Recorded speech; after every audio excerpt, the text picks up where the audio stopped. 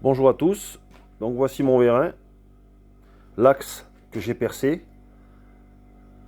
pour la tenue latérale. J'ai remonté les flexibles, voilà. Donc je les ai protégés avant de les remettre en place dans le bras. Là pareil, l'axe que j'ai récupéré, celui-là, celui que j'ai refait, c'est l'autre. Voilà, mais avant de le remonter, j'avais quelque chose à réparer sur le bras, chose que je vais vous faire voir tout de suite. On va au tracto. Donc nous voilà au tracto.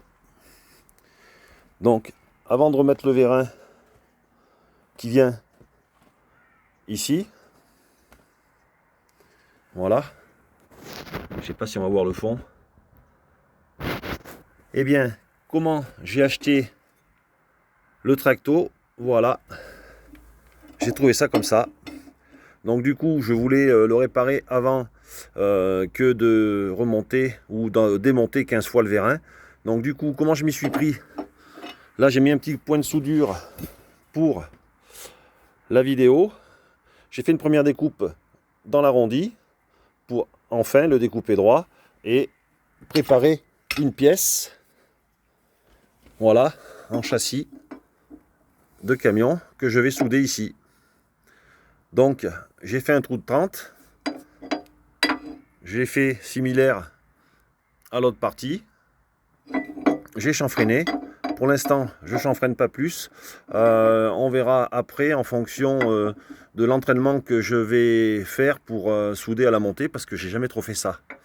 Mais je vais quand même vous faire voir comment j'ai fait ce trou de 30 parce que j'avais qu'une mèche de 28.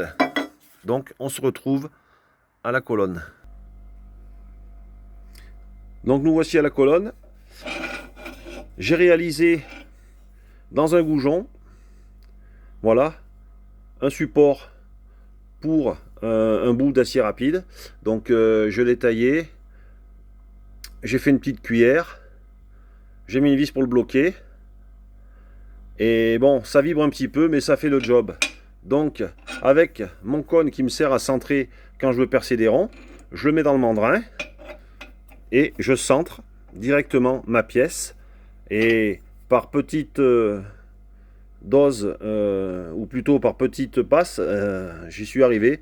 Avec pas mal de vibrations quand même, mais bon, ça fait le job. Voilà, si ça sert à quelqu'un, c'est très bien. À plus tard.